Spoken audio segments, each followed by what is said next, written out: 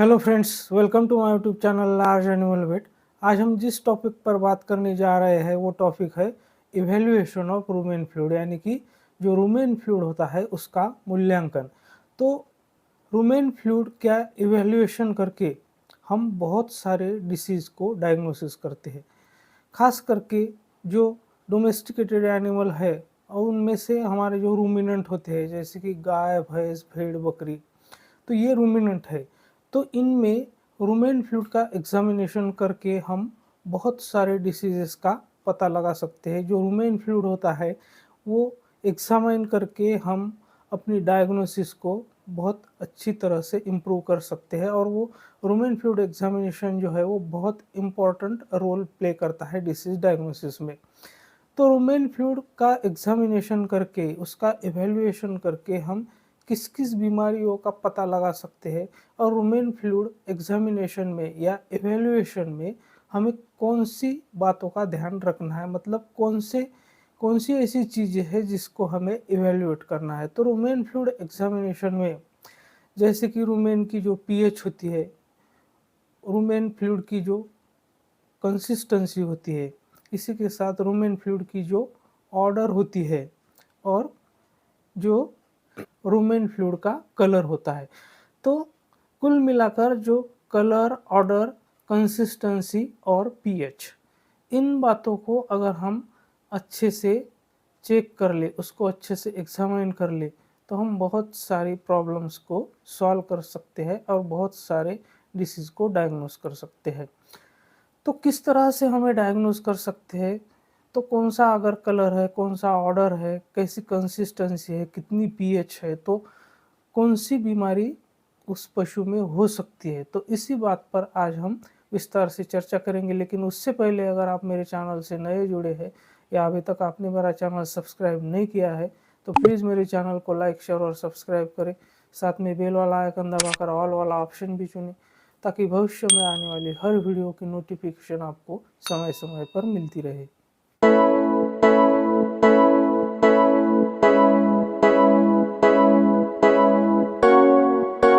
तो सबसे पहले हम बात करते हैं कि जो रूमेन फ्लूइड इवैल्यूएशन के लिए हमें जो रूमेनल फ्लूइड चाहिए होता है तो वो हम किस तरह से कलेक्ट कर सकते हैं। तो रूमेन फ्लूइड कलेक्शन करने के लिए हमारे पास 2-3 ऑप्शन होते हैं। जैसे कि एक होता है पैरासिंथेसिस, दूसरा होता है कि बाय पासिंग स्टमक ट्यूब, और तीसरा होता है रूमिनल फ्लूइड एक्सट्रैक्शन पंप। तो रूमिनल फ्लूइड एक्सट्रैक्शन पंप और जो स्टमक ट्यूब है तो वो हम तब यूज़ करते हैं जब हमें बहुत ज़्यादा मात्रा में, यानी कि लार्ज क्वांटिटी में रूमेन फ्लूइड चाहिए होता है। लेकिन हमें रूमेन फ्लूइड इवैल्यूएशन के लिए उतने फ्लूइड की ज़रूरत नहीं होती है, तो वहाँ पर हम जो पैरासिंथेसिस होता है तो उससे हम रूमेन फ्लूइड कलेक्ट करते हैं। तो उसके लिए हमें क्या करना होता है कि जो लेफ्ट पैरालम्बार फोसा होता है, जिसे लेफ्ट फ्लैंक रीजन भी कहते हैं, तो वहाँ पर हमें सबसे पहले अच्छे से जो साइट है उसे प्रिपेयर करना है। उसके बाद 16 या 18 गॉज की जो नीडल आती है तो उससे हमें एक ही प्रिक में उस नीडल को इंसर्ट करना है, और उसको 10 ml वाली जो सिरिंज आती है वो कनेक्ट करके हमें वहाँ से रूमेन फ्लूइड निकाल लेना है। तो जब निडल हम इंसर्ट करते हैं तो हमें इस बात का ध्यान रखना है कि वो निडल जो है वो पूरी तरह से स्टरलाइज हो, यानी कि हमें वहाँ पर नई निडल यूज़ करना है ताकि वहाँ पर जो पेरिटोनाइटिस होता है उसका खतरा कम हो जाए। तो रूमेन फ्लूइड के कलेक्शन के बाद हमें उसमें क्या देखना है, जैसे कि मैंने पहले ही बोला था कि उसमें जो रूमिनल फ्लूइड होता है उसमें हमें उसका कलर, ऑर्डर, कंसिस्टेंसी और पीएच, इन 4 बातों को देखना है। तो अब हम बात करते हैं सबसे पहले कलर की, कि रूमेन फ्लूइड का कलर देखकर हम क्या उसमें डायग्नोसिस कर सकते हैं, क्या उसमें इवैल्यूएशन कर सकते हैं। जब रूमेन फ्लूइड का colour pure green to olive green होता है तो इसका मतलब ये होता है कि वो उस पशु को ग्रीन फॉडर्स खिलाए जा रहे हैं, तो वहाँ पर कोई भी प्रॉब्लम नहीं है। वहाँ पर हमें इस बात का पता चलता है कि पशु जो है वो कम्प्लीटली ग्रीन फॉडर पर है। और जब उसका कलर येलोविश ब्राउन होता है तो इसका मतलब ये है कि पशु को स्ट्रॉ फीडिंग कराई जा रही है। और जब कलर मिल्की ग्रे होता है तो इसका मतलब क्या है कि वहाँ पर एसिडिक इंडाइजेशन है, मतलब कि पशु को जो कार्बोहाइड्रेट कंटेनिंग फीड होता है वो बहुत ज़्यादा मात्रा में दिया जा रहा है और उसमें एसिडिक इंडाइजेशन का प्रॉब्लम है। तो ये इंडिकेट करता है हमें मिल्की ग्रे कलर। और अगर उसका कलर डार्क ब्राउन होता है इसका मतलब ये है कि पशु को बहुत ज़्यादा मात्रा में प्रोटीन जो होता है वो दिया जा रहा है। जो प्रोटीन कंटेनिंग फीड होता है वो उसको बहुत ज़्यादा मात्रा में उसने खा लिया है, इसका मतलब वहाँ पर अल्कलाइन इंडाइजेशन है। तो जब पशु में अल्कलाइन इंडाइजेशन होता है तो उसके रूमेन फ्लूइड का जो कलर है वो डार्क ब्राउन होता है। और अगर रूमेन फ्लूइड का जो कलर है वो ग्रीनिश ब्लैक कलर का होता है तो वहाँ पर 3 संभावनाएं हो सकती है। एक तो वहाँ पर प्रोलॉन्ग स्टेसिस है, या फिर वैगस इंडाइजेशन है, या फिर इम्पैक्शन है। तो अब हम बात करते हैं जो रूमिनल फ्लूइड होता है उसके ऑर्डर के बारे में, यानी कि उसके गंध के बारे में। जो हमने रूमिनल फ्लूइड निकाला है तो उसकी जो गंध होती है तो वो किस प्रकार से किस बीमारी में आती है इसके बारे में बात करेंगे। तो सबसे पहले जो एरोमेटिक और विनेगर लाइक ऑर्डर आती है, मतलब कि उसकी गंध जो है वो एरोमेटिक या फिर विनेगर लाइक आती है। इसका मतलब है कि वो जो रूमेन फ्लूइड है वो एक हेल्दी एनिमल का है, मतलब कि वो पशु हेल्दी है।